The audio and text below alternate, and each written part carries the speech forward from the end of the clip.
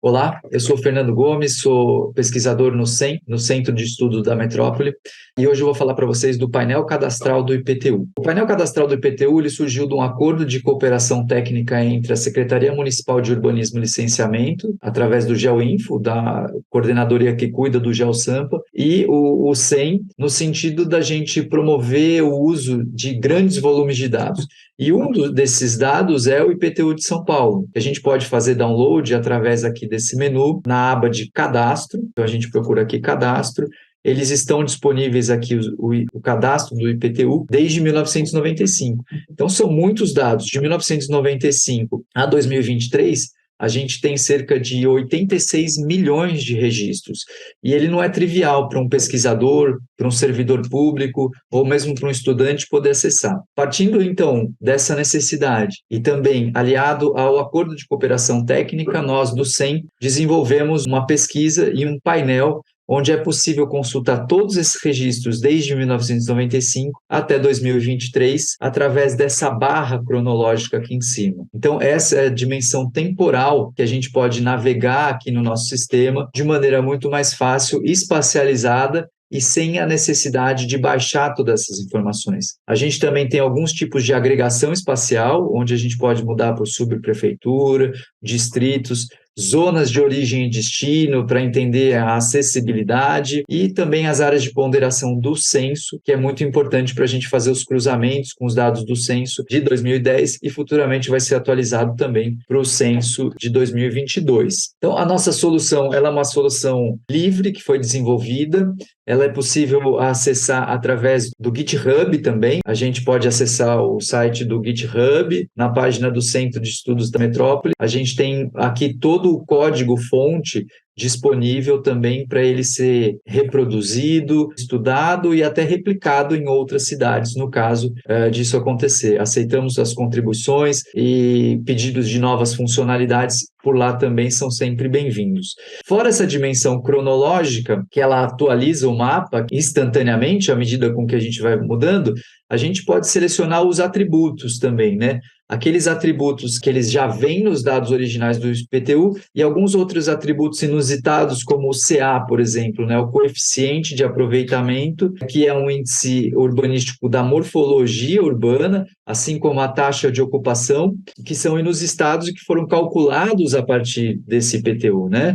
A gente, por exemplo, tem a área total construída, que ele também é um dado oriundo e original lá dos dados do IPTU. Todos esses dados aqui, a gente tem essa primeira aba, que é a aba padrão, onde a gente consegue, por exemplo, aqui ver, colocando o mouse por cima, que o bairro do Itaim tem 20 milhões de metros construídos, né? E a gente pode ver aqui que o bairro do Butantã tem 5 milhões e 380 mil metros construídos, né?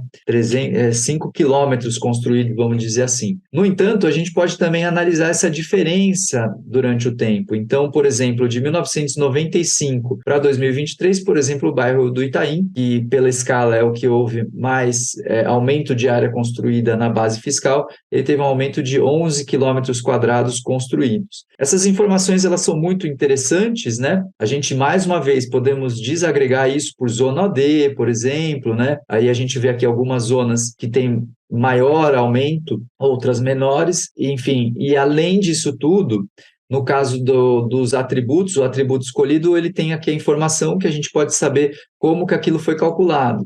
Então, por exemplo, se eu mudo aqui para o coeficiente de aproveitamento médio, eu tenho aqui embaixo sempre uma explicação do que é o coeficiente de aproveitamento e como que ele foi calculado a partir dos dados do IPTU. Para pesquisa um pouco mais aprofundada, vamos dizer assim, a gente tem uma possibilidade que é baixar esses dados e trabalhar com esses dados no próprio computador. Então, suponhamos que eu quero saber por distrito a diferença da área construída, do total construído, de toda a série histórica, né? Para a gente extrair alguma informação daquilo, eu posso fazer o download desse mapa inteiro com os dados, ou então eu posso ir numa camada mais além, por exemplo, pegar aqui do bairro do Bom Retiro, e eu posso fazer o bairro do Bom Retiro inteiro por lote ou por quadra, numa escala que não está contemplada nesse mapa, para a gente poder fazer esse download.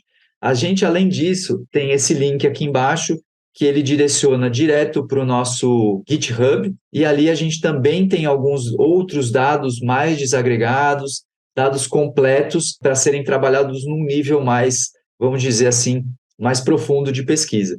Mas eu vou mostrar para vocês aqui rapidamente um exemplo para fazer o download desses dados. Ele faz esses dados aqui no formato GeoPackage, né, que é um formato de dados geoespacializados, dados abertos geoespacializados. Quando eu arrasto ele para um programa que consegue ler, como por exemplo o QGIS, a gente pode ter o acesso a essas informações. Então, se eu entro aqui numa tabela, que todos esses dados para cada um dos distritos, eles são espacializados e eles têm esses atributos, então eu consigo aqui medir qual foi a diferença de 1995 para 2023 da área construída, né? Então aqui, por exemplo, eu tenho os totais por cada um dos distritos da área construída e, consequentemente, da área total. Então, um dado muito curioso aqui que a gente pode constatar é que se eu totalizar aqui toda a área total construída da cidade de São Paulo inteira, a gente vai saber que ele tem aqui, é um número bem grande, 2,33 vezes 10 elevado a 8, né?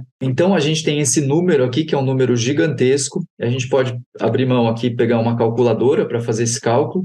Então, eu tenho 2,33 vezes 10 elevado a 8 metros quadrados, que dá um número bem grande, 233 milhões de metros quadrados, que se eu divido ele, por exemplo, pela área do Copan, para a gente ter uma ideia, a gente está falando aqui que São Paulo construiu 1.941 Copans em 28 anos, né?